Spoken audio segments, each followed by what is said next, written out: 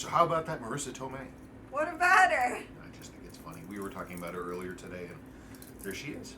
54. Okay. Doing pretty well. Yeah. So we have questions. We do. We do have questions. Oh, wrist check. I am wearing the watch that you guys all saw yesterday. Oh. If you didn't see, God, this is uncomfortable. Hang on. Though I didn't know you're supposed to do your unboxing with the box like in front of the camera. I've never actually watched an unboxing. I did it wrong. I'm sorry. There's my swatch. I should have known better. It didn't even occur to me to think about it. I didn't know. I don't watch things like that. I watch tutorials of things or people playing the ukulele. It's true. Anyway, but she's wearing that new one.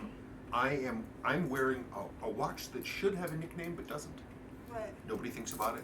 Nobody remembers this model. It's a 73 to 7D 7019. These came out in the 90s. It certainly looks like it. What do you mean? It looks very 90s. Does it? Yes. I don't think it looks 90s at all. Anyway, it's a combination pilot dive watch with a 7T32, and I got it in a junk watch lot. But what sort of grabbed me about it, one is it has this like sort of classic pilot dial, like my Sin 103 has this very similar dial. But that the bracelet is amazing. It's solid stainless steel, all brushed. It's a nice piece. So why don't we get some nickname ideas going? What in the world would we call this? I like it for a few reasons. One, it's a chronograph. Two, it has this classic Swiss European chrono dive face. It has it's got. It looks like a cogwheel, like a bicycle thing. Kinda, yeah. It's a bicycle thing. What's the thing called? Sprocket. No, the thing where you change the gears. You know, you have the gear. Derailleur? And then it goes down here. It goes tink, tink, tink. Well, I don't know. I have to think about it, but I think Sprocket sounds pretty good to me. There's a Sprocket.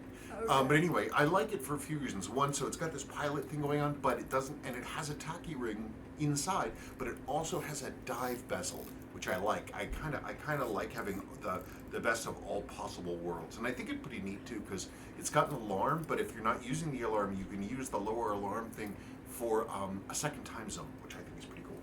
The Sprocket. The Sprocket. You heard it here first. The Sprocket. Yeah, but what's crazy is that these don't come up very often. I've never seen one. There were a lot of posts about them in like the early and mid 2000s, and then they just went away. But even at that point, they were a vintage model. Okay. The Sprocket. I don't know. It's as good a nickname as any. Hello, Spencer. I have a question for your Friday Q&A. Is it safe to shake a watch vigorously to speed it up briefly? I sometimes do it to set and sync non-hacking movements to the exact second. What are your thoughts on this? Thanks in advance, Alan. But then it's that person. Mr. James Duffy of the Sandwich Time Channel on Instagram. He's I've never known anybody so beautifully and relentlessly focused on sandwiches. Now, as I often say, there's a fine line between not enough sandwich and too much, but I don't think he's ever crossed that line. I love sandwiches. You should actually subscribe to his channel because I think he eats sandwiches every single day. I could eat a sandwich every day. I do like sandwiches. I need to get more creative with them. Vigorously.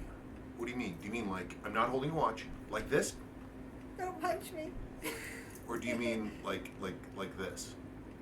Like this, I suppose so. I don't ever think of it as like speeding up anything. I mean, if the watch is at full power, then yeah, winding it is going to push up the amplitude, but I don't know that that's going to push up the speed. It may or it may not. It really depends on the watch. But as long as you're being gentle with it, then sure. I mean, That's not vigorous. That's not vigorous. This is not vigorous. That's what the Seiko Service Manual instructs for winding one of these things. Not whipping the thing around, but just back and forth.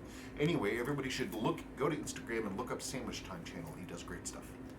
From Wyoming Yeti. There are Yetis in Wyoming? I don't know. Now, at least we know there's something in Wyoming. Sorry, we're in Colorado, and that's what we do here. Wait, there's mosquitoes in Wyoming?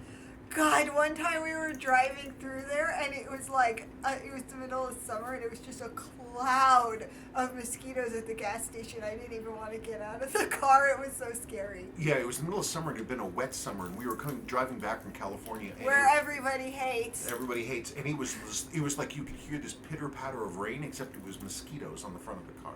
Yeah, it was really, really bad. And then I almost hit some deer, apparently. Yeah, he almost hit deer, and then we got to where we were going. I was like, dude, there were deer on the side. You almost hit deer. He was like, I did? I don't remember seeing them. Well, I joke that it's a sixth sense coming from New York, where else people hate. Yeah, but you grew up in the boonies. I know, I grew up in the boonies. And that you can just see deer out of, like, the corner of your eye, and you don't even, like, know it. Not me. Not him. Anyway. Oh, yeah, Wyoming Yeti. Not a fan of the big arrow. If you drop just a new set of hands on it, are they a different color than the dial? This is a question talking about the review I did of the SBDC 061. Those big arrow hands, they are, there's a lot of controversy around them. The only reason I dig them in any way is because they actually kind of look like the head of a very, very, very old and extremely extinct giant amphibian from like 400 million years ago. No, they had these giant arrow-shaped heads, and I always thought they were pretty cool. You're so weird. Anyway, but I'm not. I mean, it's a controversial hand set. I mean, but I don't mind it on the new quartz tunas. I actually had to stop myself from buying one. The color on the hand loom is not green, so that would be. It's sort of a whitish tan, if anything. It doesn't grade to green at all, so you'd have a mismatch. I'm rolling my eyes at the noise. I don't even block. I just block it out. I don't know. From Tony C. Spencer, does the SBDC 061 have a milled clasp, and does the bracelet use pins and collars? I have ruined 2 pin and collar bracelets.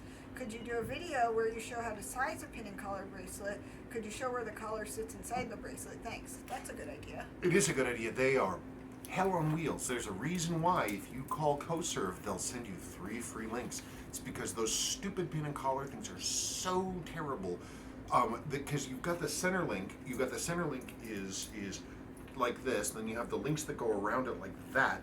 And that collar sits in. It only goes in one side. So when you're fiddling with those, the bracelet shouldn't be flat. It should be up with the larger hole in the middle up, so you can take it and drop that collar in your bracelet resizing kit, and then you put the other one on. You sort of hold them together, and then you drop the pin in, and then you can seat it, because those collars are like they're smaller than a grain of rice. They're so easy to lose.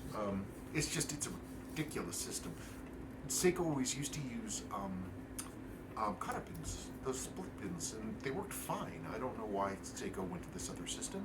Maybe it makes the things more flexible. I don't know. It's a mystery to me. Oh, and I don't know if the clasp is milled. I don't remember. From Robert Sanchez, I have the Patty Pepsi version of it. Mod mine, Spencer, LOL. If you want to get of the SBDOs, one of the new reissues, if you want to give it to me, I'll mod the heck out of it. But my plan was actually to find the individual parts, see like Watch Parts Plaza. Give it. I don't want to mod someone else's watch, but I don't know that I would mod a complete watch. I would want to. There's a place called Watch Parts Plaza. I think they're in like Belgium, and they have a lot of Seiko stuff. And every now and then they have cases, and I would, if I could find just the case, then I would go from there and build it. I wouldn't want to rip apart a complete original watch, but that's me. From Wing Yip, I greatly enjoyed the SBDC 063, the black dial blue bezel version, when I owned it. The only mod I did was put the handset for MM3. Nothing. For MM300 style, and it was all good after that. The case is a great modern interpretation of the classic, just a bit slimmer and plenty good for under $1,000. Agree the loom would have been better if it wasn't so green tinted and more neutral. Okay, so I'd be curious, Wing, Yip, Was the did the Marine Master handset, was it genuine Seiko, or was it like the Yoboki's stuff? And was there a mismatch between the loom or not? Did it work? From James Delaney, why doesn't Seiko offer the 6R15 with day and date? I prefer they have the day with the date. I don't know. I have no idea. And believe me, it's not hard. All you need to do to convert the date only to the date. I mean, it's just you have the calendar plate's already there. I mean, it's you just drop on a day wheel, and you need to get the specific little part that's the little cogwheel that goes back and forth that allows for quick setting. But that's really, there's not much more to it than that. Seiko's, I don't know why they don't have a 6R16, because that's what it would be. Seiko's naming convention for the movement, if it's a 5, it's a single date at 3. If it's a 6, it's a day date at 3. And if it's and with the old 7000 series, 9 was day date at 3:45. I don't know why they don't have a 6R16. It seems to me to have been a no-brainer. I don't know why they are stuck on 6R15. It doesn't make any sense to me, but I don't work for Seiko. From Saul Brook. Hi, Saul. Whomever designed the big fat arrowhead hour hand needs to be let go. It is ruining many good watches. Drop a set of SBDX001HM with an NOS 6105 sweep, and you may have something really sweet. I'm sorry, my brain's not working with numbers today. That's okay. I'm with you, Saul. I mean, Seiko's hand choices are kind of hit or miss. I just noticed the door to the office is not locked. Should I lock it? Yep, because I hear a little man going like this. I don't know. Seiko's hand choices have always been in recent years have been kind of funky. What?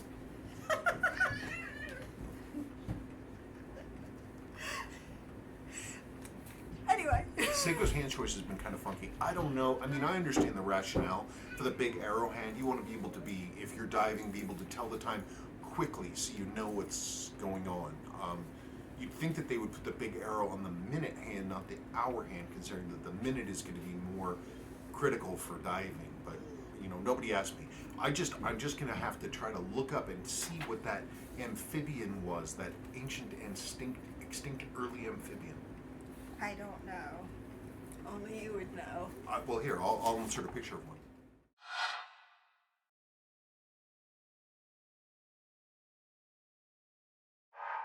Gigantic things with these big spade-shaped heads. From the age of amphibians. Every time you do that, I think of that one time when you held the booty up and you forgot to put in the thing, and people were like, what the hell? Oh, really? I don't remember. Oh, I do. Every time. Anyway, from Alex Villani, I love my 061. For sure the bracelet is chunky, but it makes the watch feel bulletproof. I also put on an MM300's adjustable clasp. Now review the SLA 025 and 033. Didn't I did the SLA 027, I think. Oh, well. If somebody has either one of those two models and they want to ship them here to have me review them, I will be delighted to look at them. I'm not planning on purchasing one anytime soon, but if somebody wants to send one in, man, I'll look at it. I just remembered about the mouthwash. Why don't we tell our fans about it? So we had to put new carpets down here because this used to be this house was a student rental for decades, and the carpets down here were disgusting, and they were trashed. And we finally sprung on. We had money built up, and we did this finally. We put new carpets. Because nice the dog carpets. was potty training, and it just got to a tipping point. And so anyway, they're nice carpets with the best possible padding and long life stuff. And so we're like, it's a brand new car with the first scratch. And so we don't even let the dog downstairs anymore because he hasn't earned our trust. Sebastian went into his sister's bathroom and got a full thing of mouthwash, blue mouthwash, and dumped it on top of his car table. A table with the little, you put the cars in, it's got the little road things on it. He poured the whole thing on top of there. And it got on the carpet. It did, but I think we cleaned it. I haven't looked at it recently. I don't want to. Oh, well, whatever. It is what it is. And we'll have the thing cleaned, and it will hopefully be fine. Yes, thankfully we got a grayish carpet, so you can't really see it. Anyway, onward and upward. From Julie Hill, great video as always. Hey, what do you know about the Seiko SUS 4S15 SCFF 001 military watch? They're cool. They're a 35 millimeter field watch. They look a lot like the. Well, I should probably read the rest of this then. Well, here I'll have a picture of one up right here.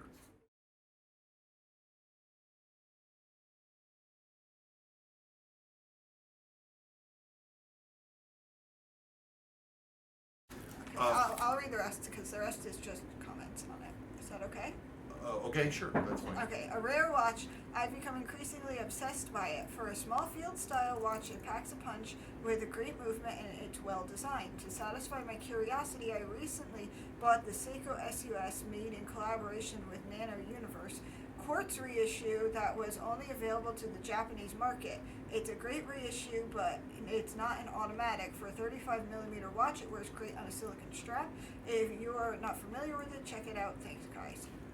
The first watch that she was talking about, it's like a field style watch. It looks a lot like actually the issue watches that the U.S. military used in like the 80s and the 90s, and they were the actual mil-spec watches. They were remarkably small, but they had an ETA movement in them, and this resembles those a lot. But it's a basic field style watch, just smaller. There's nothing I can do about it. I know. From Esoto826, thanks for the update on the H558 video. Well, we are trying to decide whether or not we're going to get one of the new ones, if they're ever going to be released. Yeah, can somebody tell me when they're getting released? I couldn't find it. It will help alleviate some of my anxiety and others of somehow breaking it because nobody wants to spend $200+ for the only replacement module found in Brazil. Yeah, the thing with Arnie's, the thing with the H558 movements is that like all of that era of LCD watch, spare parts are just impossible to find. The things you can't ever find, you can't find the crystal panels and you can't find the circuits. And there's some other things that are tough to find. And if you, I mean, there are some options to help you out, but you know, man, it's tough. It's one of the reasons I'm so happy Seiko's coming out with a reissue, because then people will be able to wear them without too much fear. I don't know, it's tough. We are going to do it, but I really wanted to do it with a comparison to that new Arnie one, and who knows when that's coming out. I don't know. I looked it up. I couldn't find it. Just everybody's either saying, oh my god, or ew. That's all I could see. From Mr. Geno Hydra, I am still rather torn apart as to what watch to order, and the video isn't helping much. Which video? The one about the SBD 061 review. Cleaning up my watch drawer from a lot of the accumulated watches and still in consideration between the SBDC 051, 061 or the SBBN 031. You know, if it were me, the SBBN 031 is a modern version of the classic 754 970 10 tuna. It's hard to go wrong with that. It does have that broad arrow hand, that amphibian hand, but overall the watch is really cool. It's a cool watch, and it's a style. I mean, sick. What? Your stupid amphibian. Well, they're pretty neat. They're neat little things. The age of giant amphibians, giant saber-toothed amphibians. What? Woolly amphibians. Stop it. I often think there should be an age where everything in the world was saber-toothed, like saber-toothed dachshunds. Wouldn't that be great? Sure, and then they would eat everything. Saber-toothed honeybees? But no, what would happen with a saber-toothed dachshund is their teeth would be too long, and it gets stuck in the ground, and then their legs go... I guess it's true, but they'd have to run around the whole time like this. What question was I answering? I don't know. This one. Oh yeah, the SBBN 031. I had to talk myself out of buying one of those, and the only reason I was able to do it is that I own the original, so I was like, but that's tough to say no to. That's probably the way I'd go. From Lane Edwards, thank you, Spencer and Goth Girl. I am not goth today. You laugh at me. Ha! Ha! You're wearing a buttercup top. Okay. I thought it was more sun yellow, but okay. Well, I know. I have another question for mail call. I have a 6119 8220, and it has a really dark blue dial. Do you know if it's enamel? Also, what's the case? It's the only one I've seen like this period. Your thoughts would be awesome. Keep it goth. Sorry. No, it's fine. You are, here's a photograph.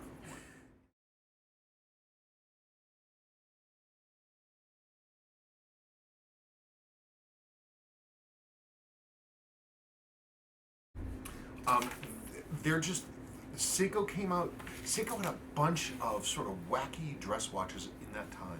And that particular case style, sort of longish with the curved top lugs, almost like you had a big serving dish, a big round one like this, and that was the top of the thing, and you took off the side so you only had the top and the bottom with the roundness.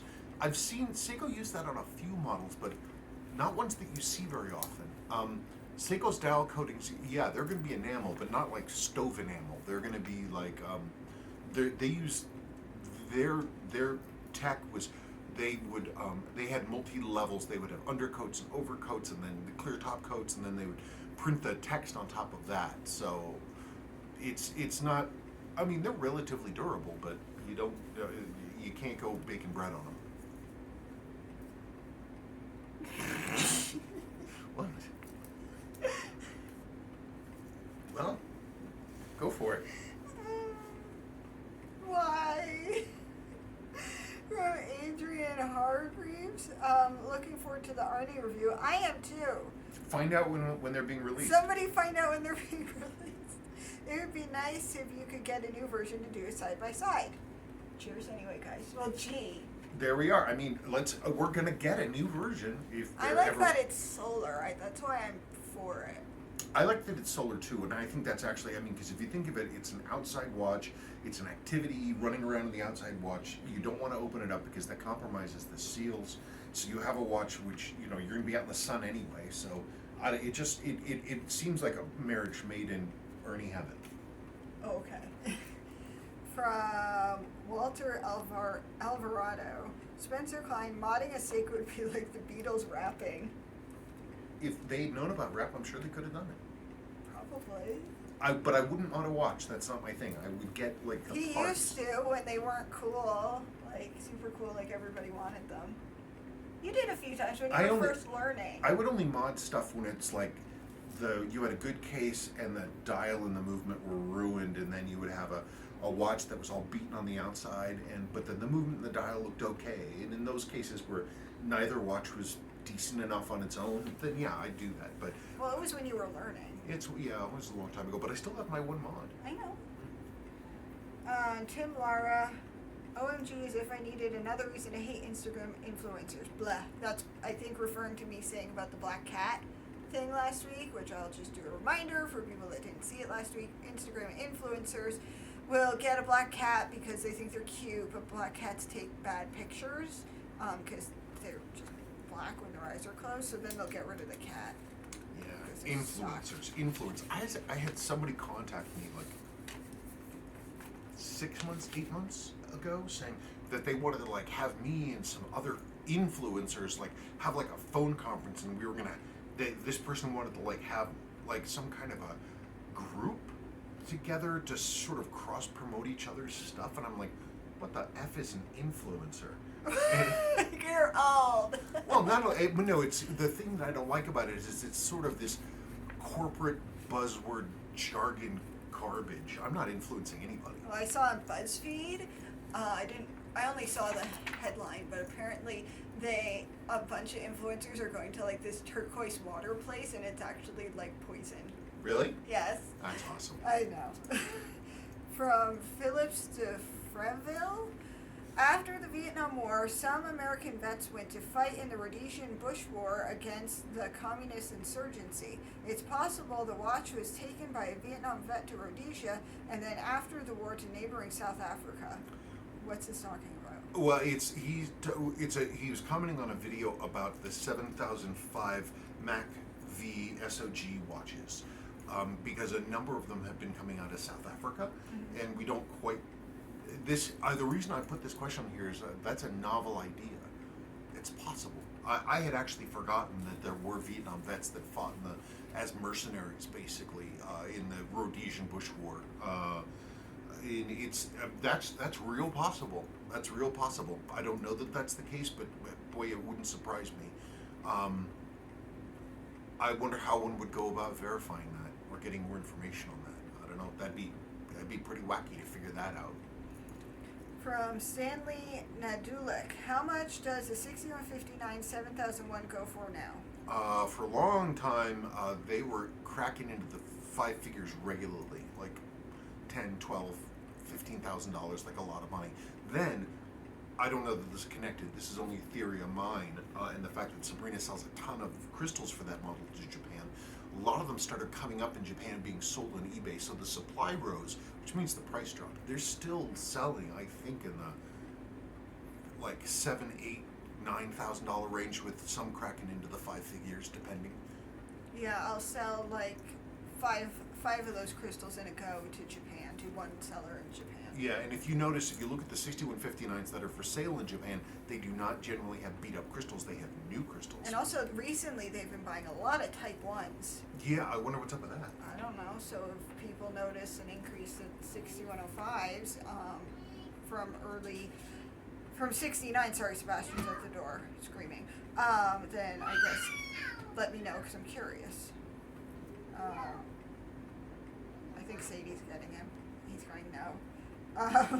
From Arnaud A. Yep, Tanaka-san is still alive and well. A friend of mine will be interviewing him soon for a book, but that's a secret. Wow. Well, I'd love to hear more.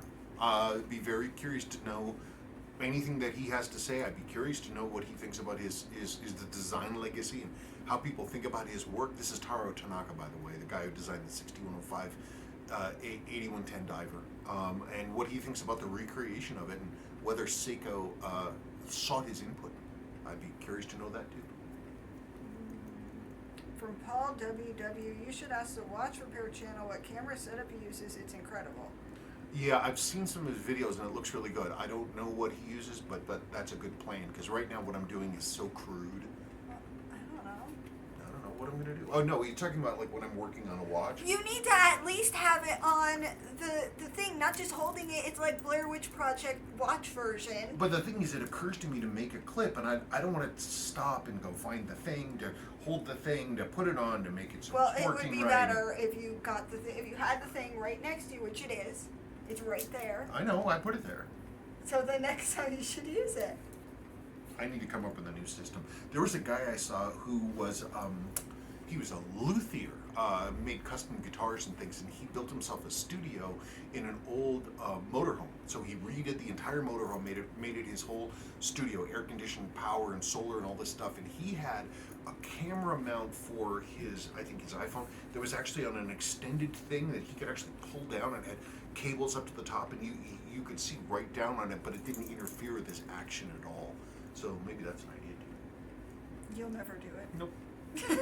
Just use the plastic thing and everything will be better. I was getting car sick watching your video. Me too. From Zoomalot, Mr. Klein. Mr. Klein.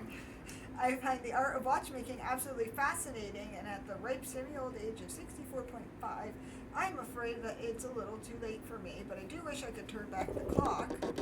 What, is this thing not working? No, it's working. I wish I could turn back the clock, pun intended, back and learn the trade. You obviously take great pride in your work, and I believe you still show excitement, for lack of a better word, when bringing these worn pieces back to life. I especially like the example here, as some parts were not replaced or reloomed, so the piece shows a wonderful wear and history, yet now performing like new. I believe I own an original 6309 7049 and feel lucky to still wear one of the better Seikos to come down the pike. Where did you go? I walked over here. Why are you? I'm all alone. I hate when that happens. Because I don't know what to talk about. I was looking to see if that was still here. He was commenting on a video of a 6309 diver that I did that belonged to the original owner, and it had gotten some water intrusion. But basically, the owner had originally asked about replacing the insert, because his was pretty worn, as well as relooming the hands. And I talked him out of that. Basically, we kept it the same, so it has the original handset because they were patinaed, but they weren't really damaged. But anyway, the reason main thing for this boat, you're 64 and a half, man. It's not that old, and doing watch work is a great thing when you're an older person. I mean, if you were talking about wanting to pursue your dream of doing blacktop work, and resurfacing roads at 64 and a half, that'd be a problem. But working on watches, man, it's a perfect occupation for an older person. The guy who taught me some of the things that I know, he was in his mid-80s when he finally retired, and he worked on watches right up to the end. So, I mean, it can be started as a hobby. It's got to start somewhere. From a name. Ayo Booth. Oh, this guy. The Yanni MAGA. Hi, love your videos. I have an Arnie from 1985 and the loom is gray. Is there any way to make it more white? I've tried all kinds of crazy stuff with vintage Seiko loom to try to eradicate that, eradicate that gray. I knew a guy who tried bleach in the sun. He just would get bleach on the loom itself and he left it in the sun, and he said it worked. It was on that was that when you bought a bleach stick? The long time ago. I've tried all kinds of stuff. Bleach stick. I've tried bleach. I've tried ammonia. I've tried oxalic acid to try to neutralize whatever that gray stuff is in Seiko loom. I've never been able to do it. I wish. From John the Computer Doctor, great video guys. I have a question for Spencer. What's the best way to lubricate a pallet fork jewel, or can the escape wheel teeth be lubed instead? The Seiko service manual says that you don't touch the escape wheel at all. You lubricate just the flat contact planes of the stones. If you really want to be nuts, you will only do the escape stone. I do both with 9415 Mobius, but I don't ever lubricate the teeth themselves, because the one of the biggest, easiest traps to fall into is over lubricating, and you'd be amazed how little oil it takes to over lubricate something. That's what I do. Anyway, Seiko service manual, they actually have a picture of it. They show you how much is supposed to be on the tip of the stone. From Lee Clark, I've always thought that a 40mm Stargate with a 6R 15mm dial, dial, hands, improved finishing, and bracelet would be superb. Yeah, I thought that would be pretty cool. But the only reason I never tried that is because the Marine Master dial will not fit on a 6R15, and I cannot countenance the notion of getting a Marine Master dial and snipping the dial feet off. I just can't do it. So that'd be terrible. I would never do that. So the next thing then is to find some other dial, like a Stargate dial. Nothing wrong with the original Stargate dial. Leave the original Stargate dial, go with Marine Master 300, put a 6R15 in it, and there you go. I think that'd be pretty sweet. Mark Rosenberg. Oh, sorry, I'm tired, as usual. The prior video on this watch was one of the most moving things I've seen on YouTube. I actually gasped when the movement was released after decades of tension. That was intense. It was. The motorcycle watch, I still can't believe that happened. It's still here, by the way, sir, because I'm just looking at it just to make sure that everything's fine. I want to just look at it. Also, you had talked about maybe some of the sharper burrs, maybe working those down just a little bit, and I certainly understand what you were thinking, so I was going to take some time and do that. I know you said not to worry about it, but I can do it a little bit, and we'll blur it down a little bit. But yeah, that moment when the movement started up again, crazy. And the movement was in pretty amazingly decent condition for all that it went through. And there it is, the motorcycle watch. What's it? Oh! From Stephen UK, Sabrina, it will look good on you. This is it. Thank you. I think it looks okay. I wish it was bigger, but whatever. I like the slate black color. Yeah. It's sort of a graphite color. Yeah. I don't know. So I was thinking we should tell them about Razzo's Ravioli Barge. Because it's funny. So when we were in San Francisco. We lived in San Francisco for a while. And we went to Community Thrift and he saw this It was hanging on the wall. and was just taken by it, and I don't know why. I just thought it was. I don't know. It's not so much that it's Razzo's ravioli bar. I mean, it's this whole maritime thing. This is a boat model. And then it says something on the back. To the Rassos who taught us how to make raviolis, Dick Razzo. I don't know. Community thrift store. We paid $5 for this. But this is how you used to make models, ship models. You make half of them, and that's how you do the molding and figure out how the size is going to be. And I guess the fellow made this for Razzo. Mr. Razzo, and that's the Razzo's ravioli bar. Long in the very early '90s, when I first moved to San Francisco, when I was done fooling around with college and crap like that, I moved to San Francisco, and I had, in those days you could do it. I didn't have a job, didn't have any money, didn't really know anybody there, and I just picked up and went. Those days you could do that, but I worked at Community Thrift, and so I was always really fond of going to Community Thrift because they had some great stuff. And anyway, so this is the last thing I ever bought at Community Thrift when we were there. Kitty corner from Taqueria El Toro. Yeah. Yeah, I wish I had a Taqueria El Toro I right know. now. I want a fish burrito. Oh my god. Oh god. In San Diego, there is this place Fish taco that place. made fish tacos that were so good. Granted, I was pregnant at the time, so anything tasted good. But oh my god, San Diego has the best fish tacos. And I keep trying to remember the name of that place, and I can't find it. I don't know. It was tiny, You have to tiny. ask You had to him. basically eat on the sidewalk, where like standing there's sort of a standing bench next to like a railing that was right outside. There was no place to sit inside. Basically, you walked in and there was like a front counter and a register, and then it was the kitchen. Oh, it was wild. I want tacos now. I don't know, man. Yeah, I do too. Oh well, it's pizza night It is pizza night, but man, I could eat that kind of food every day. every day. Every day, wouldn't bother me at all. Anyway, that's it. Keep your questions coming. I don't have any plans for anything cool this weekend, You though. were gonna look at my watch. Which watch? The 60. Oh yeah, I've got to redo her 6105. Maybe on Sunday. Maybe. See how it goes. Okay. Okay. Well, that's it. Happy weekend, happy Sunday, and we'll see you later.